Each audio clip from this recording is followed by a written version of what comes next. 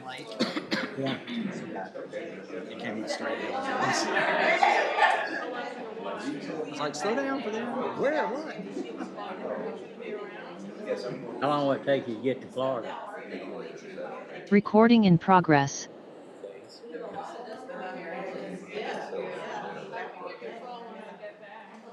All right, good morning, everyone. Let's call court to order. Today is Tuesday, April 15th, 2025. It's 9 a.m. Proof of posting, please. The agenda was posted on Thursday, April 10, 2025 at 3:35 p.m.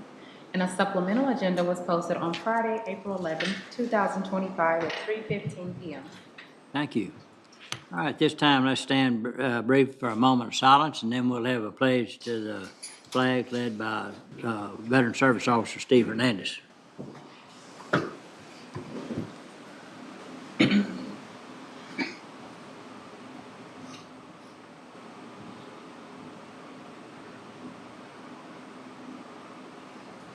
Please join me in the pledge.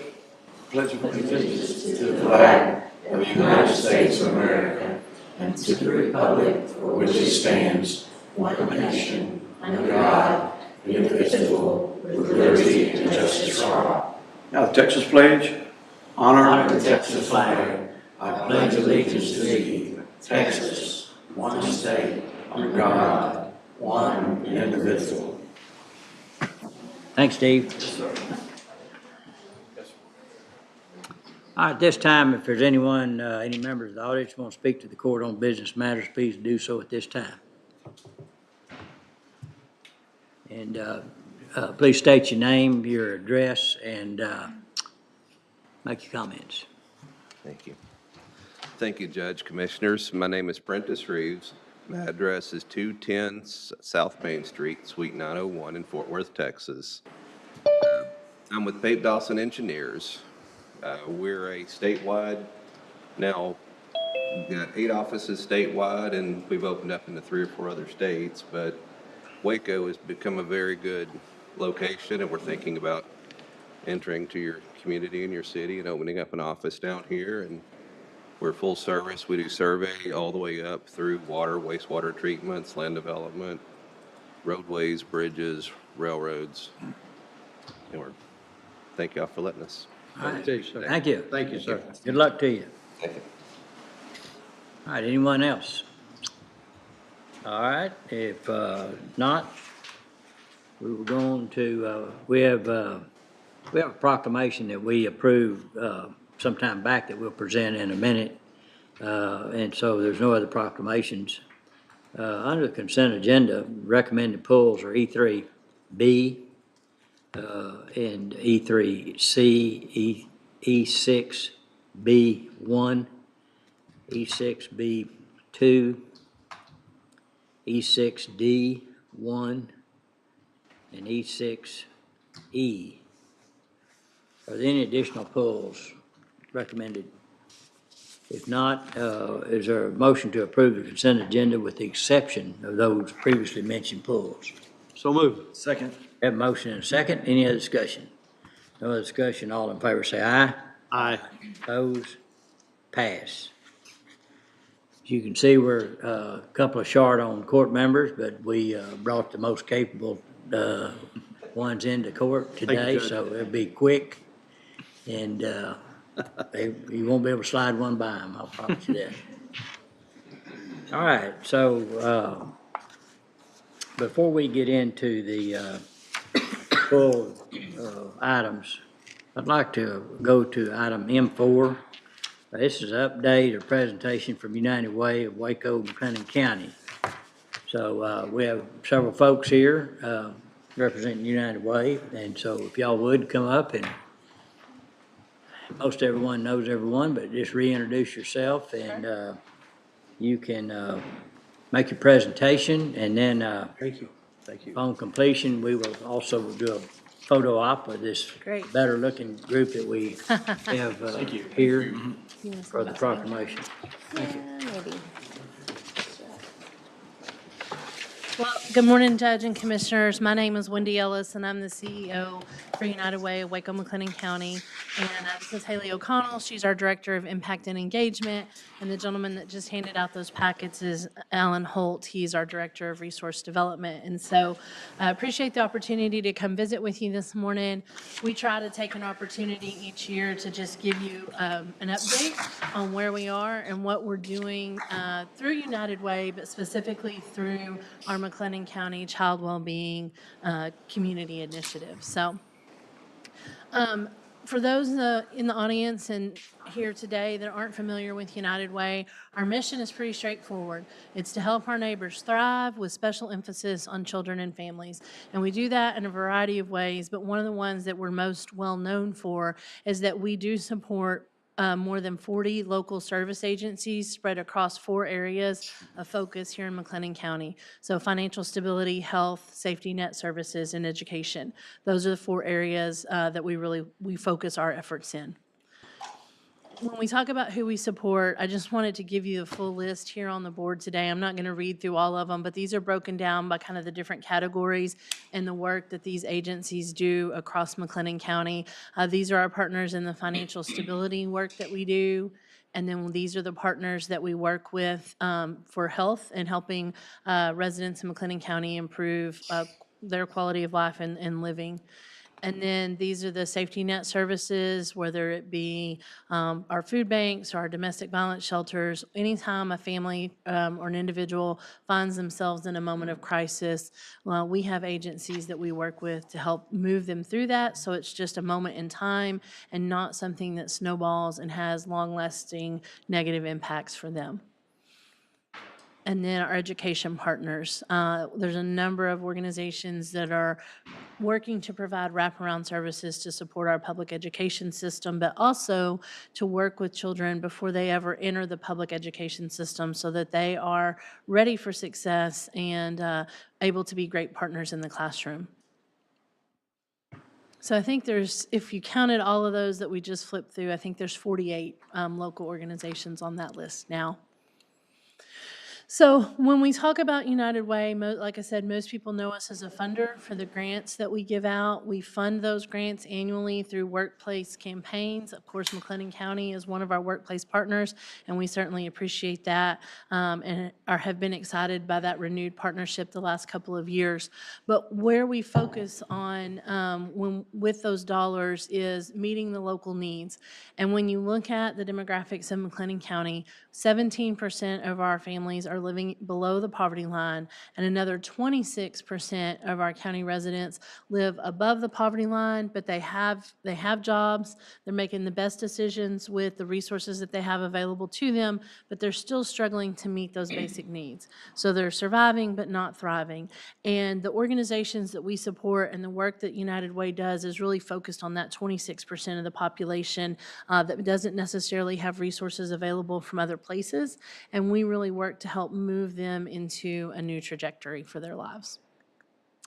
So when we talk about that 26% of our population, United Way Worldwide launched a program several years ago, and it's referred to as the ALICE population. It stands for Asset Limited, Income Constrained, Employed. So again, like I said, hardworking people making the best decisions they can with the resources available and still not quite getting where they need to be. So I wanted to share this chart with you today because this is some of the information that's provided through the ALICE database through United Way, but it highlights some of the most common industries in McLennan County where you may find people who are living in that ALICE category. So a lot of it is healthcare and social service workers, food services, accommodations, retail. Educational services is the one that always really shocks me when you see it on there because you don't think about it that way, but especially for people who are working in early learning and childcare facilities, the base salaries and benefits packages in those positions are not long-term sustainable for supporting a family, and that's one of the areas that the Child Wellbeing Initiative is really focused on. And so I want to say thank you to the court, though, because I know recently you guys have made some changes to your policy for providing incentives to companies that are coming to town with a base, requiring kind of an average base salary that meets the cost of living and truly is a livable wage in McLennan County. And I think that makes all of the difference. We've seen a lot of success with economic development growth over the last few years, and we're starting to see that work its way into the local population as well. But those considerations and that intentional thought process and the work that you're doing really will make a difference long term. It'll take a while for all of us to see it, but it certainly is moving everything in the right direction, and we appreciate y'all's consideration on that. And so another thought and another statistic locally when we talk about local needs is that food insecurity is impacting almost 1/4 of children under the age of 18 in McLennan County. So when we talk about food insecurity for our kids ages 0 to 18, that means, parents may not know how they're paying the grocery bill that week or where the next meal is coming from, or they are relying on local resources to kind of help bridge that gap. And as we look towards summer coming on, that becomes an even more crucial need with kids home all summer. And so we have a number of local resources that we help promote and mobilize to support those families during the summertime. One of the things that we always want to make sure that everyone knows about United Way when we talk about it, because I think a lot of people know the name United Way. It is a globally recognized brand, but I don't think people always realize that it means local giving, local impact. 98% of the donations that are collected here in McLennan County stay here in McLennan County, and they go to work, boots on the ground for the families and the residents here in McLennan County. We do predominantly raise those dollars every year through our local workplace campaigns. So it's the $5, $10, $20 donations that we're able to pull together for the collective impact. We've been serving the McLennan County area for over 100 years, and in that time period, we've put over $100 million back to work into the community through our grants and other giving that we've done to support in times of crisis. And then what I really am proud of about United Way and what I think is so unique and special about us is we hear stories every year. We'll go out and we'll kick off our workplace campaigns, and invariably there's someone that's either a giver at a workplace campaign or a volunteer or a donor to our organization, and they have a very personal story about a moment in time in their life when they received services from one of these very, very crucial nonprofits in our community. And then when they reach the point in their life when they're in a situation that they can give back, they take the opportunity to do that through United Way because they know the work we do to vet the organizations and make sure that best practices and best operations are being used, and that the work that they're doing truly has an impact, not just an effort in our community. So some of the results that we're seeing as a result of the efforts of what we're putting forward, through our last grant cycle, we had more than 16,000 individuals experiencing family crisis and domestic violence that were able to get assistance through the programs we supported. Over 5,000 adults, pregnant women, and children needing health care were also able to have those needs met. We had close to 500 children who participated in free educational opportunities through the programs we supported, and another 250 individuals who gained new job skills, earned their GED, or improved their financial literacy through the programs supported through United Way. So our programmatic work, that beyond what we do as a funder, the work that we do in the community is focused on the child well-being movement that I spoke about earlier. And this is what I really wanted to highlight. Since the last year that we were here, we have mobilized nearly 60 local organizations. Now, these are not just our nonprofit organizations. These are our government agencies, members of our faith community, business partners, and our nonprofit communities that are working together on the action plan to help accomplish the goals that were set forth when we launched that plan in '22. And we actually have representatives from McLennan Community College and Transformation Waco here with us today who are active partners supporting that initiative as well. And kind of what kicked this off was the proclamation that Judge Felton mentioned earlier, which is annually the court recognizes the Week of the Young Child and the importance of early learning and getting those kids off to a great start in life so that they have a great foundation to launch the work that they're going to do. We are currently, what we found with the work of this action plan is that there were a lot of people asking about access to resources for different things, whether it was mental health services or health services or support systems, and they asked for access to those resources, and we kind of had a light bulb moment because a lot of what they were asking for was actually available in our community. The challenge has been that the people who need the resource don't know about it. And how do you get that information to them? And so what this movement has been focused on with these work groups is a collective communications and education campaign. So these 4 work groups that are meeting monthly focused on health, education, workforce, financial stability, and early learning have put together kind of an editorial calendar of things that they know are crucial at certain times of the year and are things that people are looking for resources. And everybody's collaboratively working to push that information out from the same source, so we're all telling the same story and in the same way and moving all that information out to the residents of McLennan County. And we're seeing some great returns on that and some really collaborative efforts, and we feel like we're making some headway and getting the information to the right people. And then what appears to be the next step with the work groups and kind of how it's coming together is being able to use the work groups that are already meeting to meet other needs. Instead of creating another workforce or another work group and another meeting, people are coming to us and saying, hey, could we use these work groups to help accomplish what we're needing to? And the first example of that is the health district. The health district is working on a community health improvement plan. And in order to do that, they needed a focus group. And there were some very specific people and organizations that they needed involved in that process. So they came to us and they said, hey, most of these are already on your health work group. Could we invite a few more people in and use this health work group to help us put this plan together so we don't have to waste time kind of ramping up another group? And we said, absolutely, let's do that. So the last meeting of the health group was with a collaborative effort with the health district for them to be able to get that health improvement plan put together. And then we're also exploring some potential partnerships like that with the City of Waco Housing Department and some of the financial literacy and stability work that they're doing, and looking for other opportunities for organizations to come in and go ahead and put this network together instead of duplicating efforts somewhere else. Working smarter, not harder, hopefully. Yep.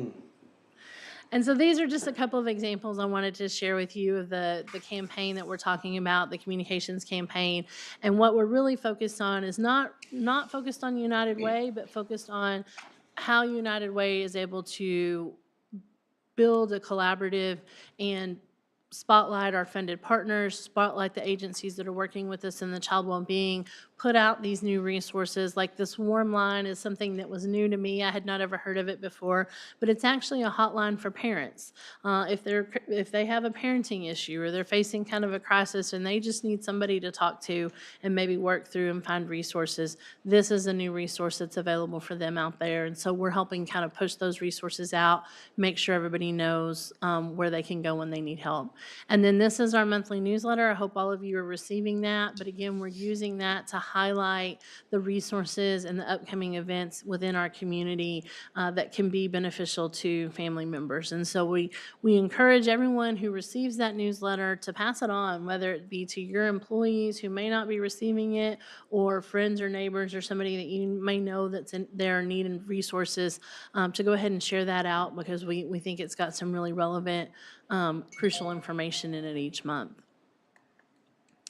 And this is another new program that we've launched since we were here with you last time. It's called the Hotspot. And it is basically a moderated messaging platform that we host, and it allows for our social service agencies, our government agencies, our schools, our faith organizations who participate to share if they have a client or someone that has a need to be met and the traditional routes that they normally would send them are not working, and they're afraid somebody's going to fall through the cracks because we're not, the system's not designed to help them, then they can put one email out, and it gets to over 232 members representing 92 different agencies across McLennan County to get access to whatever resources they may need for that client. We're also able to use this to help network the organizations if they have trainings or announcements or other questions or needs. They can put it out here, one email, it goes to all of those people. And we're seeing some great success with this as far as needs being met and people getting networked and connected and learning about, as those of us that are in the nonprofit world, it's a small world, but then it's not. And it seems to be that there's a lot of resources out there that even we don't know about. And we know if we don't know about them, the people who need them don't know about them either. So this is really helping us to get everybody networked and connected on what's available. So that's a very quick, fast-paced kind of summary of what we're doing and how we're doing it. But I'd entertain any questions you might have and just say thank you for the opportunity to share. Yes, sir. Well, I noticed your hotspot slide highlighted a question I was going to ask you, but that you're obviously doing is, I had a question about duplicity of services. Have y'all been able to identify organizations that duplicate their services, that our citizens might be better served if all those services were located at one spot under one organization? And I know that oftentimes they compete for the same dollars, doing the same thing, and that makes it difficult. It does sometimes, and I would say there are some duplicity of services out there, and what we're kind of looking at next steps for us. Right now, when we do our grants, it's one organization applies for its grant, another organization applies for its grant. We're looking into the process of doing cooperative applications to kind of get those organizations partnered up and say, hey, look, you guys are kind of all submitting grant applications for the same things. This might be stronger if we could find a way for you guys to work together. And so that's kind of the next phase of development in our granting is, can we find a way to do that cooperatively? But I will say the other thing that we have found about some of those services is that while it may be the same service that people are offering, no one is offering it large scale enough to meet all of the needs in the county. And so it's like each organization that may be offering a similar service is serving a different portion of the population, whether they're serving like these zip codes and this other organization is serving different zip codes, or maybe they're serving, people in a certain bracket or a certain whatever the case may be. There's still a need for services, even if they're being offered by multiple organizations, because none of them are offering them at the scale that's needed. And so as those continue to grow and build, though, we do need to find some efficiencies in being able to provide those on a larger scale. And if I could just add one other thing that we didn't mention that we've launched since we last came to you guys is something called the Heart of Texas Huddle. So it's an in-person gathering of all of those agencies that we listed that are kind of United Way vetted agencies. And we meet twice a year and bring them all together to network and talk about duplication of services, talk about how we could improve our resource referral pathways. And to Wendy's point earlier, a lot of community members don't know about resources that are out there, and we're finding that a lot of social service agencies don't know about each other, or maybe they have heard of each other but are not collaborating. So that event is also designed to help introduce nonprofits and social service agencies to each other, and we've had some really great connections come from those meetings, and people are showing up. We've done 3 in the last year and a half. So another way that we're trying to get people to talk to each other and make those connections that they might otherwise not have made. Makes sense. Yeah, I believe United Way brings a lot of value to that exact question, and getting people to say, be very thorough about what they do and what they're requesting. The committees that I've served on that allocate those grant monies really looks at that to be sure, because they want that money to go as far as they can. And that's something else that we didn't mention, but one of the things that we're working on, I think it's really relevant to keep in front of everybody right now, is that we do have a number of local agencies that have faced, are dealing with frozen funds from federal grants and things Yeah. like that they normally rely on to provide services. And they're, it's going to be a challenge for a lot of our local organizations to find a way to offset some of those losses. And so we're working with them to see if there's a way that we can kind of partner and put people together and stuff to help with some of that as well. Yeah, I've heard of that recently. My philosophy is that government can't fix all social ills, and shouldn't. I don't think they should. I think that the other needs that are out there need to come before the communities and say, we need help. And this needs to be an organized effort, and United Way is a pathway to do that.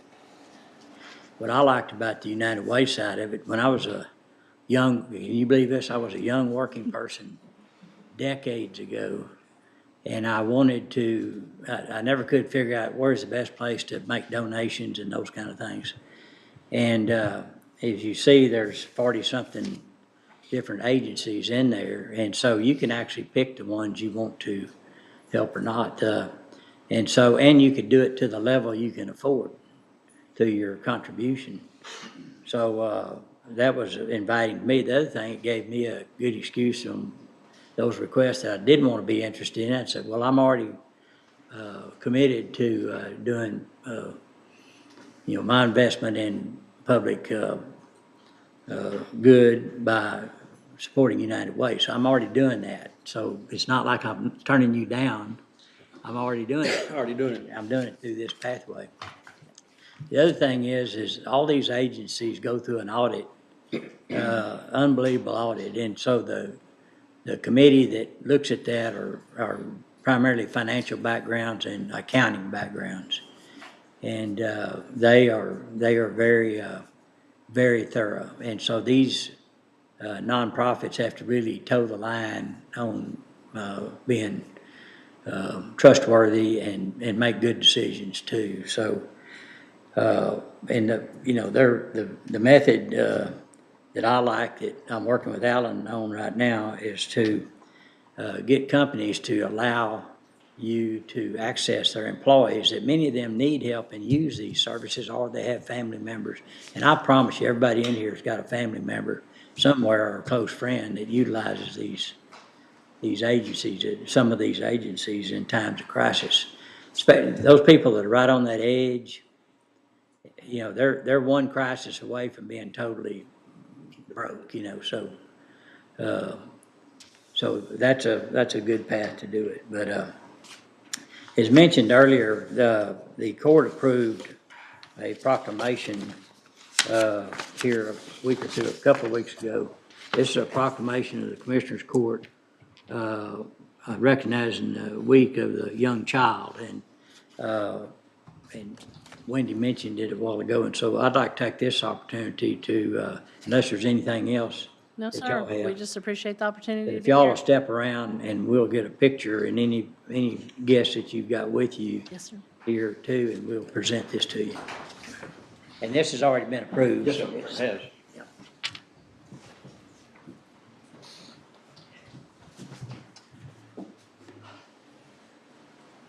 Slide to the middle, folks.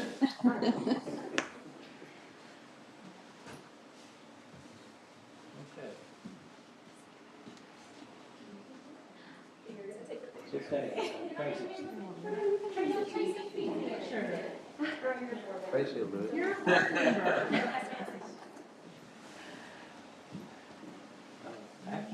We could get somebody else to take that, Tracy, if you want in here.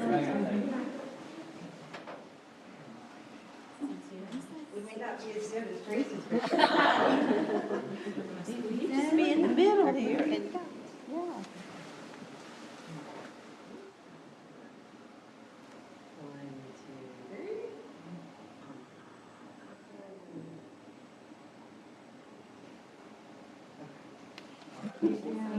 I appreciate it. Okay. Thank you very Good much. to have y'all. What you do. Pleasure, Thank you. Yeah, thank you. Thank you, appreciate what you do. Thank you.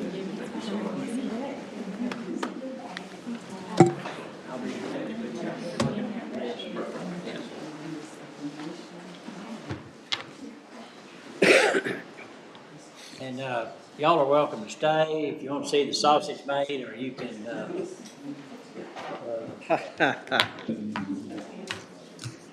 okay, let's go to,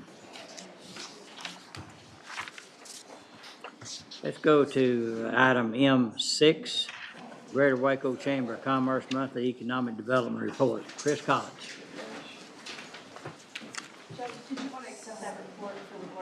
It's already been approved. The report. Yes. Okay, on the report that Wendy and United Way presented, I would make a motion, we accept that report for recording purposes. Second. We have a motion second. Any other discussion? No other discussion. All in favor say aye. Aye. Aye. Oppose? Pass. Thank you. All right, Chris. Good morning. Morning. In your packet, you have our monthly economic development reports through February 28th of 2025. It's been a busy start to the year for us. We were a little bit worried when things for January, the end of 2024 was a little bit slower than we had anticipated, but that was not unusual given the fact that it was a election year, and we do tend to see a little bit of a slowdown. January started off a little bit slower than we had anticipated, but February really got rolling. We had 15 different attraction inquiries for the month of February, submitted 13 project proposals out the door. I've had a number of on-site attraction visits and business development efforts. As you'll recall, the court and the Waco City Council approved expanded economic development funding to allow us to do some things that we haven't done in the past. And so February was the start of what that looked like. Seth Morris on our team attended the Select USA through the U.S. Department of Commerce. They had their first entry into Mexico for that event, and it was very fruitful. Spent a couple of days visiting with Mexico-based businesses interested in establishing operations in the United States. Had some good leads that came out of that, and we're going to leverage the relationships that we have with our existing Mexico-based businesses to help us grow in that effort in that part of the country. Certainly, there are lots of things that are happening at the federal level right now that are making things a little complicated for us. But we're also looking at the resources that we have available, including the foreign trade zone, and how we can utilize that tool to help our existing businesses and also in industry that's looking at establishing a U.S. presence to leverage that to their benefit. So there'll be more to come on that shortly. But I wanted to also just point out a couple of great things that happened for February. Arca Continental, Coca-Cola Southwest Beverage opened their brand-new facility on Texas Central Parkway. That was a great collaboration between the company, their developer, the Waco Industrial Foundation, and the Waco McLennan County Economic Development Corporation to bring that project to fruition.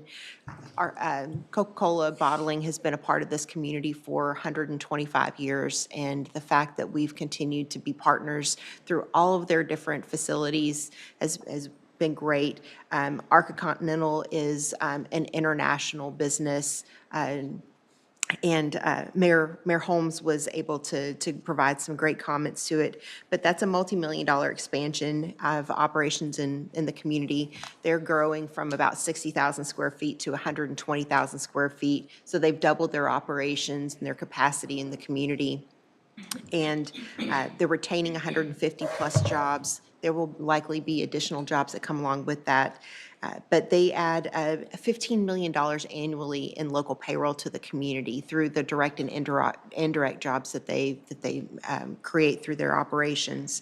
And so being able to retain them in the marketplace, because anytime a company is looking at a new facility, especially if they're in the logistics world, they are doing an evaluation of their current market and then where that place is compared to their business model and their customer base. And so where our area continues to grow, they know that Waco is a supportive place for them, and so it was a great project to be able to bring to fruition.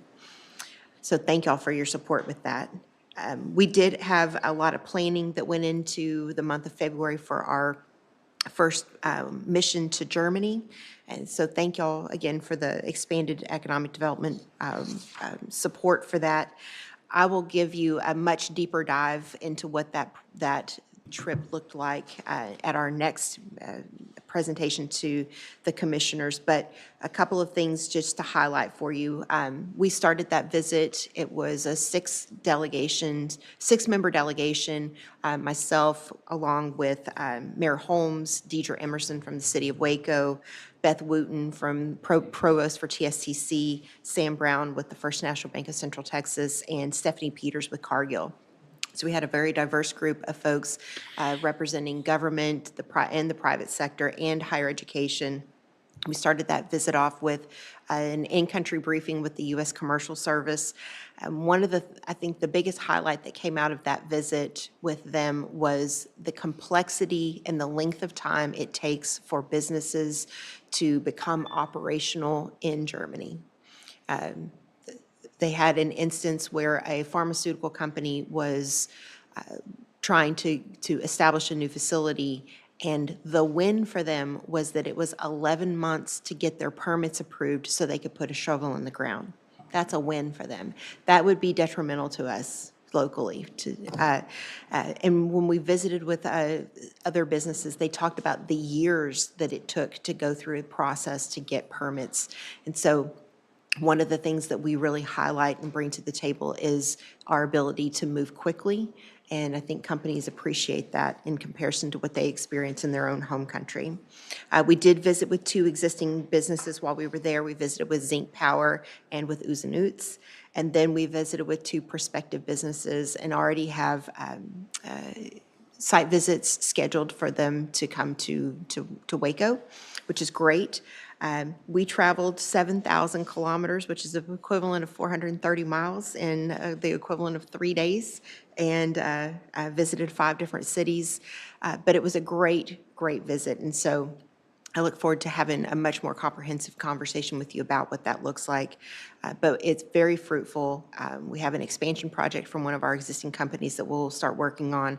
And then these two additional prospective businesses both look like really good opportunities for the community in a number of different ways, not just on the manufacturing side, but potentially on the research and development side as well, which is something that we really want to grow into.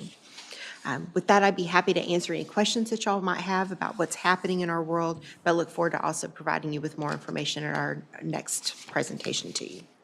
It reminds me of the late 1800s. I wasn't around then, but the Germans started settling in Texas. I think they're doing it again. I think so too. Yeah. And so we have multiple German-based companies now, and they're in for the long haul. They think in terms way longer than we do in many cases, and they're good companies. They've got a lot of values, and they've embraced technology and manufacturing. So when a manufacturing company comes to town, it's a technology company as well. Absolutely. So, which is perfect for our workforce training, how we're set up with TSTC, MCC, and Baylor. And what's going on in the high schools. I don't want to leave them out as well. But any questions anyone would have? One comment, one question. Yes, sir. Comment as far as economic development, had opportunity to visit with the people from Bright Farms out in Lorena. They're up and operational. And my understanding is they're producing or sending out 6,000 pounds of lettuce a day right now. And they want to triple the size of that eventually. And that's leaf lettuce, that's not a head of lettuce, 6,000 pounds a day. Yes, sir. And they're very optimistic about the future with that production. And really good for Lorena and McLennan County. And then secondly, sprechen Sie Deutsch? Just a little. Okay. I used my translator app a lot. Did you use a translator? The only word I know is Mercedes-Benz, but Well, I know some that are inappropriate to say in front. I can count to 10 in German, that's it. Okay. Well, the other thing that I just wanted to point out Okay. is we're watching the legislative session closely. And there are some things that the court just needs to be aware of. Particularly, there's a Senate Bill 878 that is challenging, that would be challenging for the tools that we have available to us through the Chapter 380 and the 381. And just say that, if you have an opportunity to visit with Senator Birdwell, it is his bill. And respectfully, Senator Birdwell is not a fan of incentives, and we understand that, but it's the reality of the world in which we live. And our competitors are out there actively pushing the benefits and the incentives that they have available to them.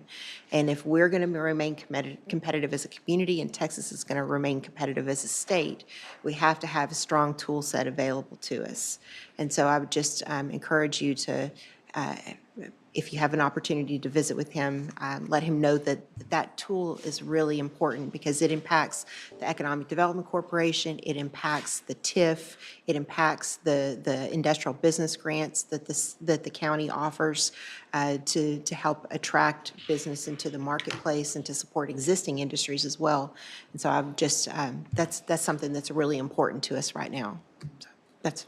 Well, my comment on that is Senator Birdwell is correct in that we're going to grow, whether we have incentives or not. But how do we want to grow? What do we want to grow with?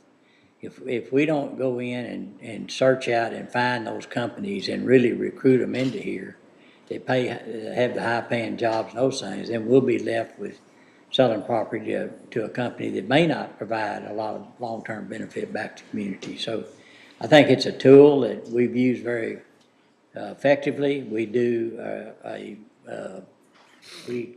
calculation that's a approved calculation on a model to determine the return on investment and the amount of years it takes to get paid back. It's proven to be acceptable, and we have a high ROI with the incentives. We calculate it with incentives in there. And so you may either have land that is not developed because there's not a company there, or a company's there that does not give you the potential. They're using up space, and space is valuable.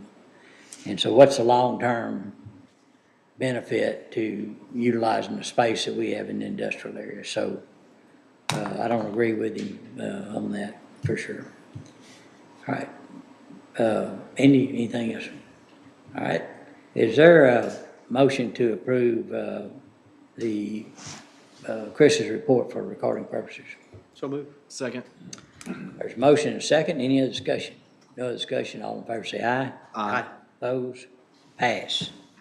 Thank you. Thank you. Thank you, Chris. All right. Let's go back to the suggested pulls out of the consent agenda. And so under E3B, HR matter for health services. Anna? And Judge, if I could, I'd like to give just a little bit of background on this. And Heather will also be available.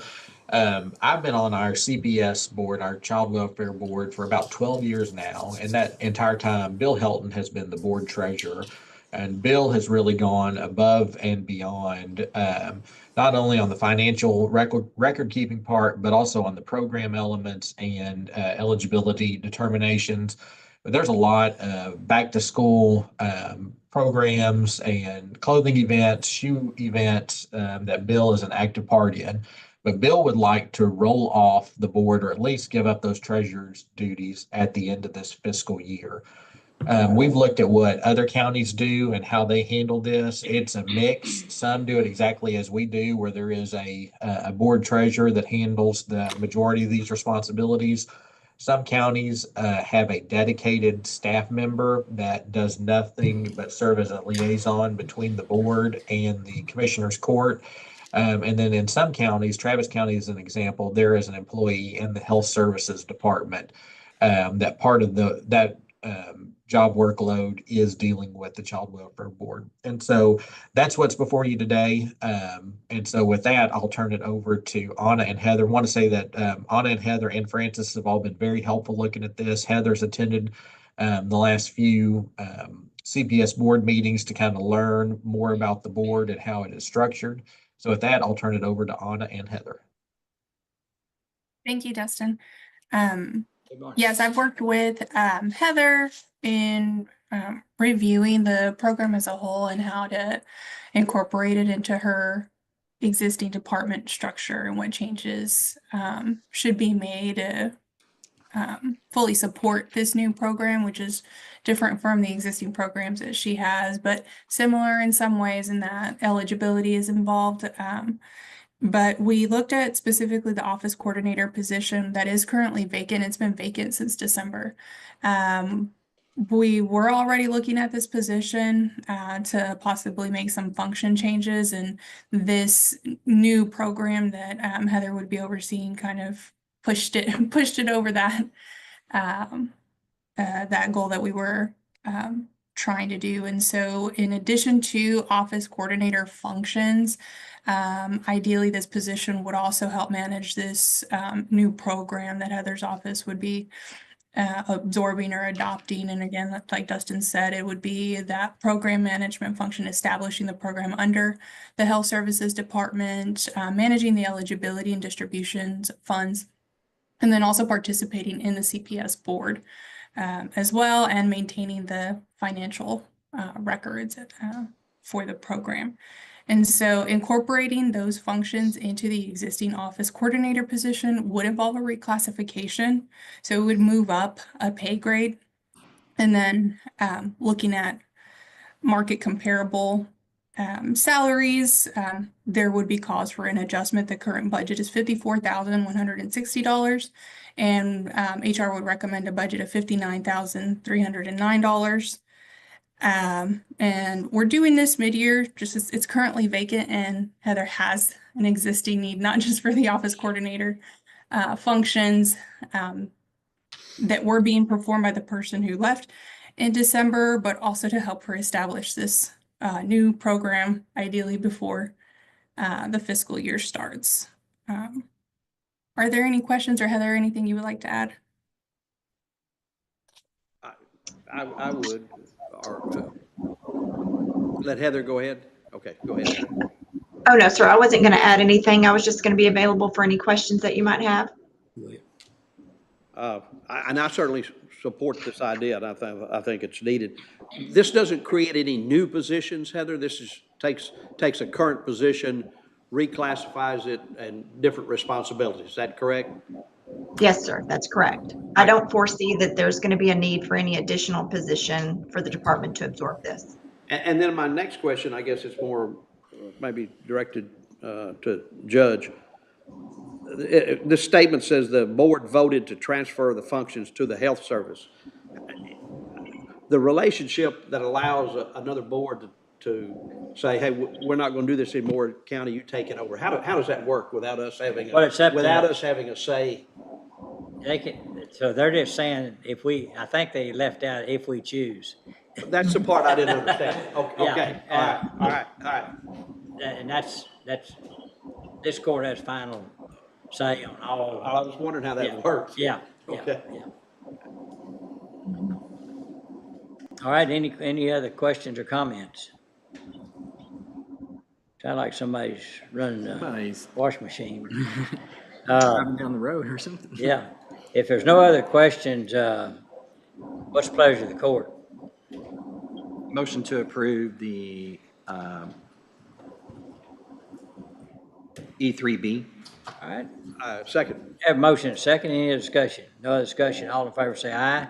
Aye. Opposed? Pass. Good luck, Heather. Thank you. Thank you. Thank you. All right, Dustin, you want to go to the next one? Yes, sir. So E3C is for Road and Bridge Precinct 2. Anna? Yes, I have here a request for Road and Bridge Precinct 2 to rehire a retiree. His name is John Davidson. He left the county in January of 2024. So he's been gone for over a year. So this person meets the minimum requirements for departure that's outlined in our policy for the rehiring of a retiree. They also applied for the position per the requirements of the policy, and they do meet the requirements of the position. They are being hired into a heavy truck driver position.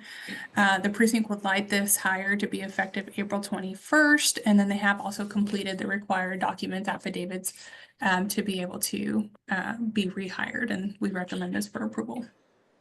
Any questions? Motion to approve. Second. All right, have a motion second. Any other discussion? No other discussion. All in favor say aye. Aye. Opposed? Pass. Thank Under you. E6B, County Auditor, if we could defer both E6B1 and E6B2 until next meeting. All right, I'll make a motion. We do that. Second. Have a motion made and second. Any other discussion? No other discussion. All in favor say aye. Aye. Opposed? Pass. Then we have two pulls with no action, E6D1 and E6E. All right, We can just pull those with no action. okay, pull with no action on E6D1 and E6E.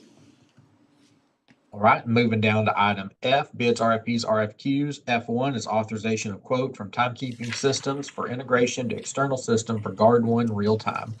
Calling John Carter.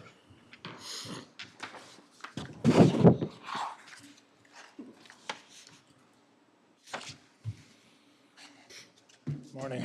Morning. So this is for Guard One integration into the Tyler project. This has been looked at by the steering committee and has been approved and recommended for the Commissioners Court to approve. It's an update of $4,785.63 as a change order to the Tyler project. This is included in the original budget as far as the amount being covered, because it's still approximately $25,000 less than what was approved for, to be expended from the Sheriff's Office Fund 257. And the Sheriff's Office does support this, of course. Okay, so this is a change from the overall contract. It's a modification or amendment? Right, it's a change order to that. Yeah. And no financial, There is a financial impact. It's 4,500, but it's in the, but it's within the yeah, budget, yeah, correct? okay. And that's Fund 257, which is, what is that fund? Is that the commissary fund? That's the commissary, jail commissary fund. Okay. I guess my question is, if there's a maintenance on any of these that come out of like special funding in different areas, is that something that yearly maintenance will continue to come out of that fund? Sorry, no, there is no yearly maintenance to this. So this is a one-time? This is a one-time. One-time, project okay. fee. Is this going to, so is this just a test, or is this is actually what we are? We're building an integration. So this is an integration from their Guard One system to the new Tyler system that we're going to, so it can import okay. data. Okay. It will continue to From import Guard data One. throughout the life cycle, but this is a one-time cost to make that integration happen. Okay. So far, most of the Tyler integration's working and it's and all. What about I know we had the jury management piece of it and we've adopted that. How much of that's being utilized right now? So we just implemented two fixes. One was the problem with the donations, but that's now fixed, and we just rolled in a fix for how, and this was just an upgrade really, to how it registers people as they check people in, the jurors. So they were having some issue where they're having to do it manually, but now they've done it so that it'll show them right away if they've been assigned to a panel or not. Okay. So they can now hopefully change that process. Right now, they're doing more of a manual process as they're checking folks in. They can move that to a more automated process. And how will that improve the process? Well, it's going to, first of all, get them to the courtrooms quicker because it's taking quite a long time right now, the way they're doing their manual process to check folks in.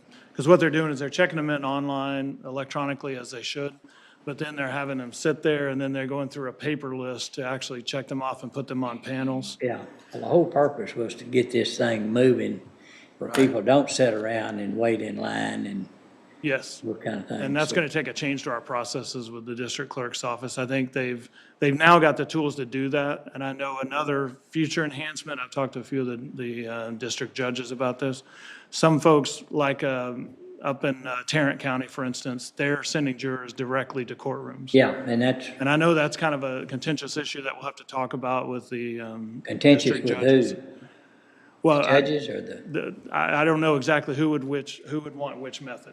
oh, We okay. haven't done a full survey yet, but I know some you're- judges would like them sent directly to courtrooms, and I don't know if others would not. So nothing's changed then? Not from that standpoint. The idea was to speed things up, make it easier for jurors to get where they're supposed to go. Correct. And so you're saying we're not there yet? I don't know. I don't think we're there yet. So the implementation of this system has, I believe, John could actually verify this, but has cut down the number of jurors we have to call. Well, can't the Because judges, those folks are doing it online. can't the judges all get together and agree on jurors going straight or not going straight to the courtroom, and everybody do it the same, and let's move on and Yeah, improve we improve just the haven't pro- had that meeting yet. But Okay. yes, we Okay, well, I'll could talk about that. get that going. Okay. Yeah, I mean, if we pay for something, we want to use it, and if it doesn't work, we need to kick it out, one or the other. Paying for it. Yeah, Yeah. Yeah, and we look at this as an iterative process. Step one was getting it online. Now we Yeah. can go to step two of making it more and more efficient for us. Let's use Yeah, it. Let's yeah. use it. yeah. Efficiency, And Judge, I'm sorry, Judge, if I could, I just wanted to say, we're in discussions with the city of Waco last week. There are going to start being some interruptions to the alley. There's going to be a sewer line replacement along Sixth Street and in the near future, so there will be disruption. So I think that gives even more credence to that thought that you just knowing the alley can be impacted some. We'll be able to maintain that juror entrance, but whatever we can do technologically to help will help ease that as well. okay. But the juror entrance basically would go away if jurors just reported directly to a courtroom? Is that correct, Dustin? Essentially, I think so, Commissioner, unless they would have to check in for something, but then be assigned directly to a panel. But that's the thought and the hope. We might ask the district clerk to come and help us out with this, understanding. The other thing is people that need to, that don't qualify. In other words, they've got an exemption. We don't need them to go to the trouble of coming here. Correct. And so That hopefully. sounds like it's fixed though, right? They We can go still online. have them. Now, we haven't been present at the process since February, but even then, we were having folks come in to get their exemption. But there is the possibility that you can go online and Oh, absolutely, yes. It Check your- explains online what the check your exemptions are. exemption. And you could apply for that exemption online. You can be granted that exemption without having to Yeah. come in, absolutely. Okay. All right, thank you. Thank you. Let's see. Did we Did we vote on approve that? the last, did we approve this? Yeah. We need a motion. All right, I'll make a motion, we approve the request from IT. Second. Motion made and second, any other discussion? No other discussion, all in favor say aye. Aye. Opposed, passed. Thank you. All right, Thank you, Dustin. John. Thank you. All right, moving on to item G, contracts interlocal agreements. G1 is authorization of engagement letter with Patillo, Brown and Hill for audit of financial statements and compliance over major federal and state award programs for the period year ending September 30th, 2024. Francis has reviewed this. Patillo, Brown and Hill has agreed that their gross fee, including expenses, will not exceed $39,000. Those years are correct. We had just received this letter, but the dates on the letter are correct. It's been reviewed and recommended for approval. All right, any questions? There's no questions, is there a motion to approve? Motion to approve the engagement letter with Patillo, Brown and Hill. Second. Motion made and second, any other discussion? No other discussion, all in favor say aye. Aye. Opposed, pass. G2 is regarding the software as a service agreement amendment with Tyler Technologies, authorization of safe evidence module and property import conversion services quote for enterprise public safety. John? So this is a second amendment to the Tyler contract. This is also building in it's for implementing the evidence module in the Tyler Data Archive. This would replace, I believe they call it SAFE software that they currently have, and would now be able to import that into Tyler. This one is $19,000. It is also a one-time fee. And this has been looked at by the Tyler Steering Committee and has been approved for recommendation for the Commissioners Court. Okay, any questions? This would come from Fund 253, which is their Federal Treasury forfeiture fund. Any questions? I don't have a question, but I like this statement right here. The contracted amount is approximately $360,000 less than the amount approved to be expended from Fund 253. I kind of like that. All right. Well so- within budget. Is that a motion? Yes, sir. Motion to approve. All right, is there a second? Second. All in favor say aye. Aye. Opposed, pass. Thank you. Thanks. G3 is ratification of rental service contract with One and Done Dumpster Rentals for Road and Bridge Precinct 2. There was a need to rent this. The term was April the 8th through April the 15th today, and so we just need a motion to approve the ratification of this contract. So moved. Okay, we have a motion and second. Any discussion? No other discussion. All in favor say aye. Aye. Opposed, pass. Under item H, capital improvement and construction projects, H1 is regarding Fern Valley Road improvements, engineering service agreements with AJL Engineering, authorization of invoice through March, invoice number 1055. Amy? Amy's here if you have any questions. Morning, Amy. Morning. Welcome to the court. Well, thank you. It looks pretty straight up, Amy. Any comments? No, this is just the last invoice from them for Nice the one. design work. We still have 5,000 available in case we have any issues during construction, and we need to call on the engineer, but I think we're in good shape there. Good. Okay. Thank you. Motion to approve the invoice. All right. Motion made and second. Any other discussion? No other discussion. All in favor say aye. Aye. Opposed, pass. Thank you. Thank Made it you. easy on you on this first time. It's the honeymoon, right? That's right. That's right. H2 is regarding the McLennan County Highway 6 jail roof project, authorization of application for payment number 4 from the roof company Waco. And this payment application totals $177,045.80, and it has been reviewed and is recommended for approval. All right, any questions? If none, what's the pleasure of the court?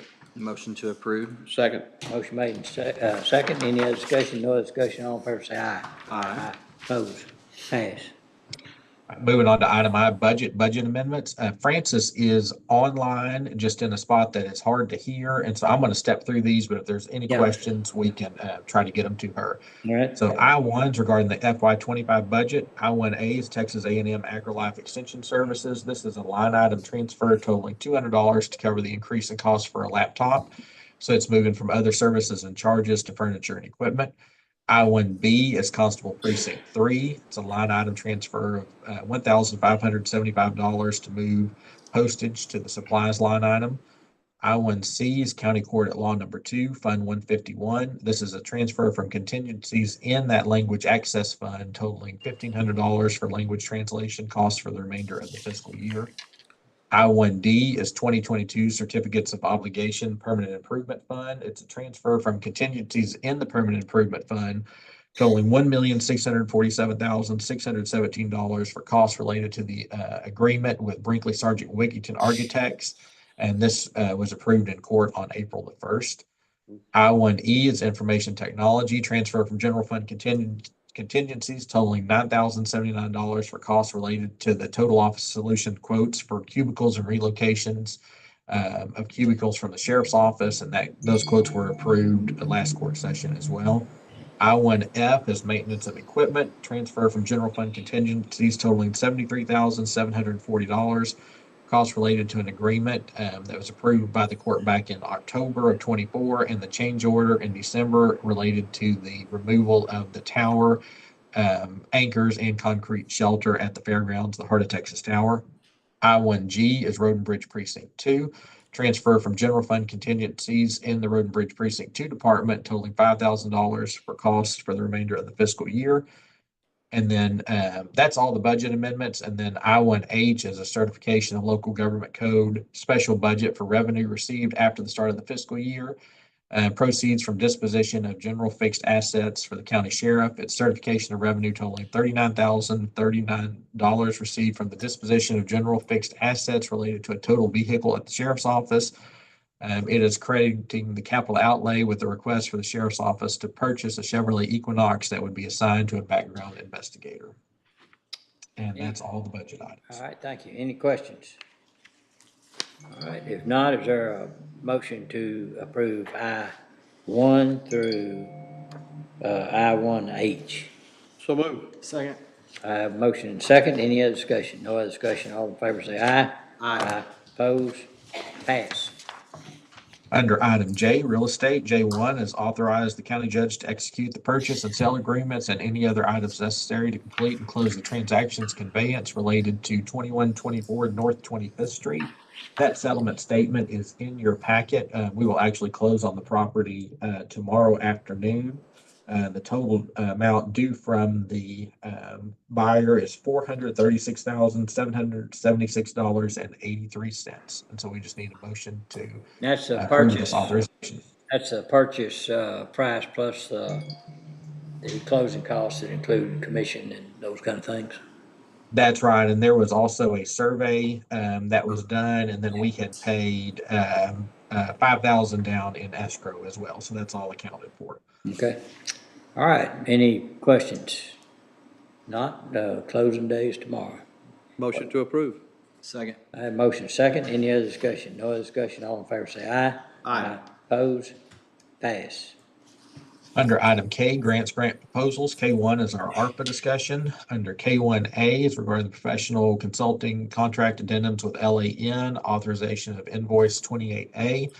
This invoice totals $7,292.65, and this is on the engineering monitoring side through March 28th, 2025. It's been reviewed and is recommended for approval.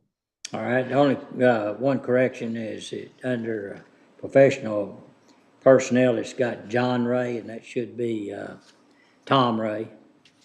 And Judge, I think his, that's how it's billed on the invoice, and I think Tom may be his middle name. Oh, okay. Okay, got it. I have one question very quickly. Yeah. I noticed remaining is that going to be sufficient to carry us through? Likely not, Commissioner. We'll keep doing as we've done, kind of considering those separate work orders. So we'll be working with Tom and with Haley and bring another work order forward for y'all's consideration. And I'll say this, that a lot of that additional cost is due to having to work with the entities and encourage them to get us the information we need and Right. and then research it, and then when it's not correct, to get it corrected. And so it's kind of the customer base. It's And that's all coming out of ARPA funding then? yeah. Okay. All right, motion to approve K1A. Second. All right, I have a motion second. Any other discussion? No other discussion. All in favor say aye. Aye. Opposed? Pass. K2 is regarding the Texas Historic Courthouse Preservation Program discussion and or action regarding submission of grant application. So TJ will be on as well. We'd received notice from the Texas Historic Commission that there'll be a round of grants opening up in the fall of 2025. They also consider emergency grants at any time. And so just a couple things that we were thinking about, we would of course have to bring a preservationist architect on board for any of these items, such as architects who prepared our master plan before.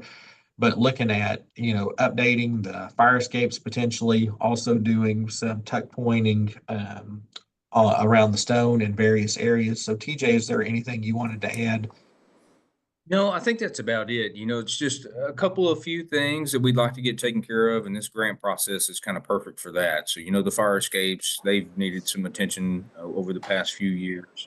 Of course, that's our only means and methods to actually get on the roof itself. So we definitely want to take sure they're taken care of. And then, of course, the tuck pointing is just something we need to take care of. As the building moves and settles, we've got some areas that need to be addressed. So we thought this would be perfect for that application. Would the grant pay for the preservation, the historic preservation architects fee?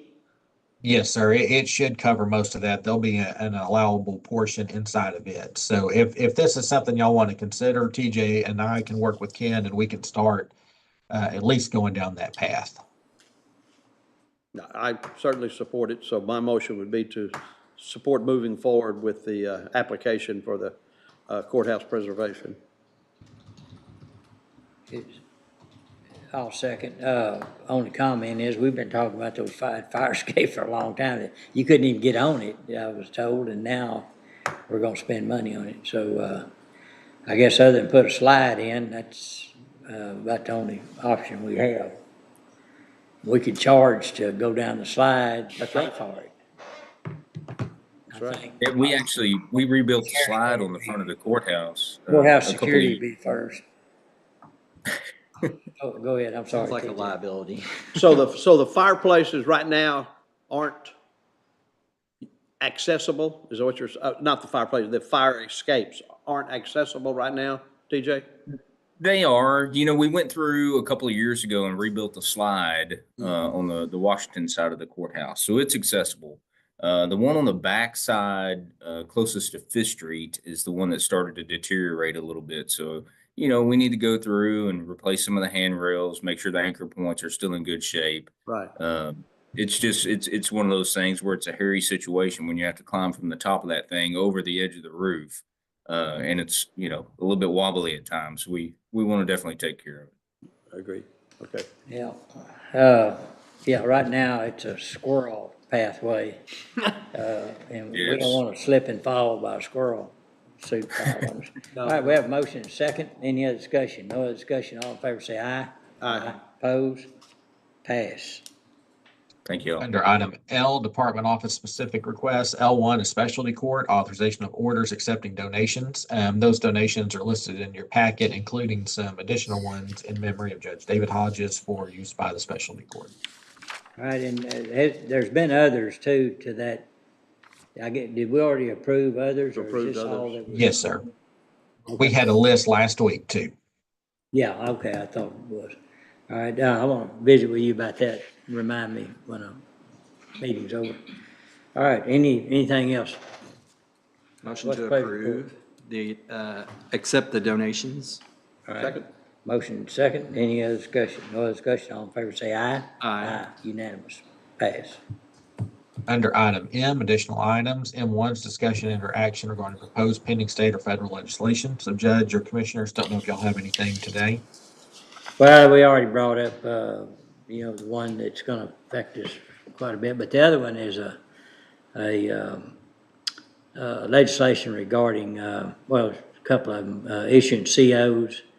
I heard yesterday that, support on that one is, diminishing. I hope it does not pass, but it would limit how we can finance future growth and those kind of things. It makes it cumbersome and, challenging.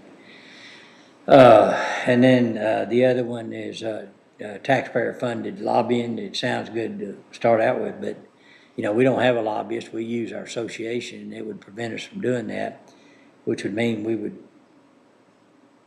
have to go to Austin a lot ourselves and do it. So those are two. There's a whole bunch of them. I don't know if there's a record number of bills filed, but most of them are not good. And so a lot of them will go away. Very few bills filed help us. Yeah, that's right. I noticed I know Will stays up these probably much more than anyone else, but I read somewhere that the indigent legal defense, that it's still being funded, but a lesser amount than the previous budget. Is that still the case, or does anyone know? I mean, that's just going to trickle down to us, is what's. Yeah. Of course. There's more unfunded mandates that's going to be generated from these bills that are filed than we've ever seen before. So it's the state saying, we're going to help you taxpayers. Yeah. And we're going to give you this or give you this exemption, but it floats down to here where we have to provide the service. We have to do it. And a lot of it's based, philosophy of it's based on some things they didn't like going on with some of the bigger counties like Harris County and Travis County and some of these others. Exactly. We're all being punished for. Exactly. That's been my argument all along. One size doesn't fit all, but Yeah. because somebody's doing something wrong, you shouldn't punish everyone. Yeah. If they want the state to continue to grow, I don't see how they can continue this path of cut, cut, cut. Yeah. Finally, Your education system is suffering because of it. yeah. Your healthcare system is suffering because of it. It's just, it amazes me. I guess the tax incentives that the corporations get continue to, attract more than anything else. Yeah. So, Well, their philosophy is cut for votes. Oh, yeah. And it leaves us with having to increase taxes which is the opposite effect, to cover the services. And, we're very frugal here. Anytime you can cut your tax rate 9 years in a row, I'd say very frugal. Yeah. Okay, the only other thing that affects us directly is the approval of the authority to create the Central Texas Water Alliance that allows Bell County and McLennan County to partner up, access water from a different aquifer in East Texas. That brings new additional water into our community. So we have to get the approval to do that, because in that allows you to do two things. One is to finance it without using ad valorem taxes, that means selling revenue bonds. So sell water to pay for the debt. And the other thing is you got to have eminent domain to get it here. So some of the engineering reports show that there's a lot of right-of-way access already there that can probably be utilized, but we'll see. But, we first have to get the approval to do it. And then if it is approved, then there'll be meetings about how we set up an administrative staff and all to be able to hire the professional services side to see where we go with it. has it passed the House? It's scheduled for a vote. Oh, okay, It's already in the calendar. You got 100% great. support on it, and it's our future. Oh, of course, Yeah. So, I agree. and Dustin, that's all I have regarding that. Okay, very good. Well, then we'll move on to item M2, if that's okay. You bet. M2, selection designation of public members of the Salary Grievance Committee regarding the FY26 budget. And Mercedes, I don't believe we need to do anything today. Is that correct? That's correct, Dustin. We don't need to do anything with this item today. Mercedes, what's the number we need? 9 We need at least 9, but we try to get 9 plus alternates. plus alternates? Yeah. And we got 5 so far, which is remarkable. Wow, that's like a records. It is, absolutely. All right, moving on to item M3 regarding the Local Provider Participation Fund, the LPPF, authorization of an IGT of funds derived from the County Healthcare Provider Participation Fund. This is under the Graduate Medical Education GME program. Heather? Yes, we have an IGT request for the GME fiscal year 21 retro IGT with a due date today, April 15th, and a settlement date of tomorrow, Wednesday, April 16th. The requested amount is $157,153.86, but we are requesting to IGT up to the balance in the LPPF.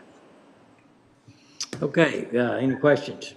All right, I'll make a motion. We approve that. Second? Have motion second. Any discussion? No other discussion. All in favor say aye. Aye. Opposed? Pass. Thank you, Heather. Thank you. Moving down to item M5, approval of letter to Texas Department of Motor Vehicles authorizing Linebarger, Goggin, Blair, and Sampson to submit registration refusals. This is under the Scofflaw Services Program. Back in November, we approved an agreement with Linebarger for them to handle the Scofflaw program, and then also an interlocal agreement between the county and TxDOT for placement of the Scofflaw flags.